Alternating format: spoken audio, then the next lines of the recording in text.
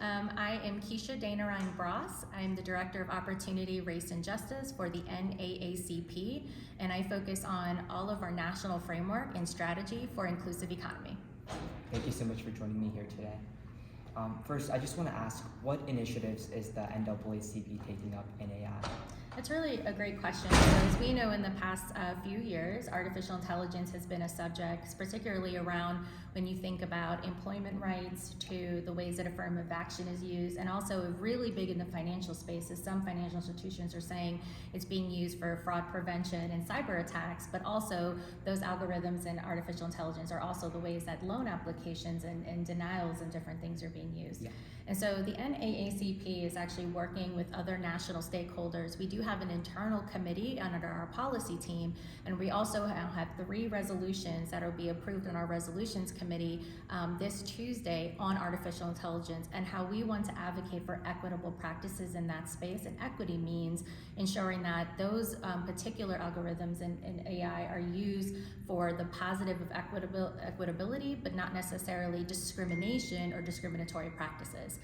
In addition to that, we do have some political connections within that space, and so there is an artificial intelligence under the Biden administration, and we do have influence in the sense of how we participate and giving, again, opportunity for advocacy and equitable practices. Yeah, that's amazing. I know that the Biden administration itself has taken up great leadership, because now there's the bipartisan House AI task force, Right. and then there was an executive order, which is the first on AI back last year. Right, So, and I love how you just said bipartisan, because it's just not a political conversation. It shouldn't be. Exactly, this is about people's rights and protection. exactly, with privacy and cybersecurity and everything. Right, and then equity, right? So we don't want it to be used for discriminatory practices, so you hit it right on the head. I love how you used bipartisan. And next, I just want to take a look at the tech field as a whole and how it's not always necessarily inclusive to everyone. Right. And so what steps do you think we can take to increase diversity and equity in emerging technology jobs, most notably AI? I love that question, because you are absolutely right. So when you look at the way that AI, particularly also in the technology space, it's predominantly always been taken up by a particular class, both influential in the sense of predominantly white institutions, which have had STEM programs, whether it be MIT, Stanford, those types of things. And so what I really encourage is, one, that the U.S. Treasury, alongside the Department of Education, really focus on establishing more federal funds for HBCUs to have STEM programs. As a forum. Absolutely. So that will allow HBCU graduates to be in the STEM field, right? In addition to master's programs and PhD programs. The second I would say is we have a really great population of Asian Americans and also foreign Asian populations that come into the United States that are interested in AI. What I would love to see is that excitement happening within our Black communities, and additionally our traditionally historically redline communities. And so we know that technology and 21st century connection is the way of our future. And so how do we continue to establish these types of work pipelines within communities of color? And why I say that, it doesn't always have to be a 4-year degree. And I think in some places where we think about technology and we're meeting the demands of the workforce, how are we encompassing technology trade opportunities within low-income communities and also within historically redline communities that allow those folks to take on jobs with more income? Having that diversity is one of the most important aspects. There was a McKinsey report that I was reading earlier. Yes, I have read the economy report on jobs and technology. And one of the points that they made was that when you have more of a diversity, whether that be gender, race, or in any way, the more diversity you have, the more conducive the space usually is, not only for the amount of work you're getting done, but also in terms of how much people are learning. So I think making sure that we increase diversity in emerging technology needs to be a crucial factor going forward. Well, and I think also when you're meeting the demands of a workforce now, and you're also thinking about consumer relations, you're thinking about customer relations, people want to have relationship building and mission-driven opportunities with people who look like them, and representation matters, right? And so I remember growing up, I would always look around the room and say, is there someone that looks like me? Is there someone that represents me in the room?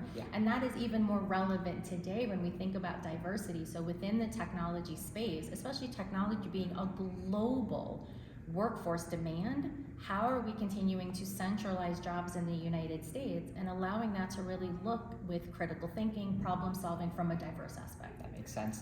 And I think really going into STEM and diversity as a whole, that all starts off with the college admissions process. But we saw that last year the Supreme Court struck down the case with Students for Fair Admissions versus Harvard Fellows and the president, in which they struck down affirmative action. So coupled with that, we also see that a Forbes article found that 80% of admissions officers in this next year cycle are likely going to use AI technology in this process. Right. But in certain cases, for example, in tax auditing, we notice that the AI technology that's being used is actually biased towards groups like minorities. Yes. And so it seems like that's almost like two of the same circumstances. That's just going to worsen the case that we're seeing. So what steps should we really take to reform the usage of this technology in the college admissions process to make it fair? So I'm actually going to talk about college admissions for a second, but then I also want to think about workforce, because you mentioned around having this diverse workforce. And when we think about AI and the ways that we're presenting these application processes, it's really these algorithms are building where it's kicking people out of systems without even having a human interaction. I think AI is a phenomenal tool in which we can continue to advance technology universally across the world, right? Yeah. But I also think that there needs to be this opportunity where we continue to house equitable solutions and practices, particularly around civil rights, when we think about EEOC and how we're establishing. So when we think about college admissions first, I think that in a college admission perspective, there needs to be a way in which not only is there this authentication of AI, which is pulling in applications, but we also have a human touch component. We have an ability to really understand the students' needs and demands and really have this opportunity to invest in our students in the sense of how do we continue to build relationship.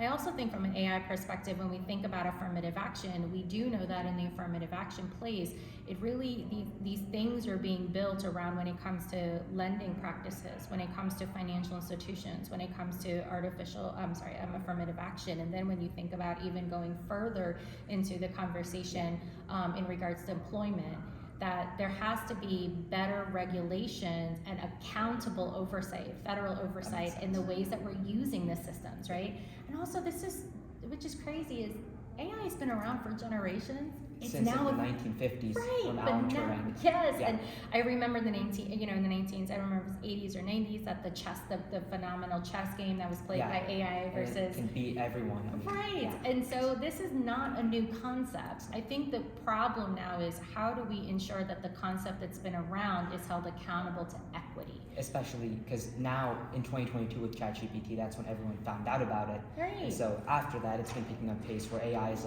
it's like a brand name, it's like a trademark that people are putting on their own. 100%. So I think that it's not really about how we utilize AI overall. I think it's more so how do we look at the ways that we hold accountable, equitable oversight and practices within the AI system.